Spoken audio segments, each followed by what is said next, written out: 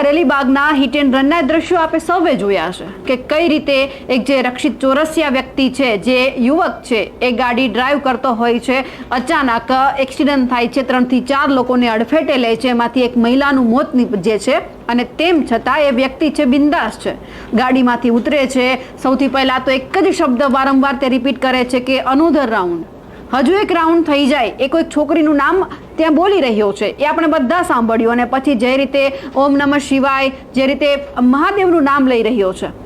એ પણ આપણે સાંભળ્યું. પણ હવે સવાલ અહીંયાથી એ થઈ રહ્યા છે કે આવા અનેક કાંડ આપણા ગુજરાતમાં બને છે.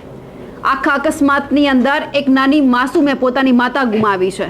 એ દીકરીને હવે નથી ખબર કે તેમની માતા પાછી આવી શકે એમ છે, કારણ કે આખું જે આ ઘટના જે કારેલી બાગમાં બની, એમાં જે એક માતા અને પુત્રી એક્ટિવા લઈને જતા હતા, એમનો પણ અકસ્માત થયો. એમની જે દીકરી છે, જે નાની બાળકી છે, એ અત્યારે ક્યાંક હોસ્પિટલમાં દાખલ છે, સારવાર ચાલી રહી છે, પણ આખા અકસ્માતમાં તેમની માતા છે, તેમનું ઘટના સ્થળે જ મોત નીપજી ચૂક્યું છે.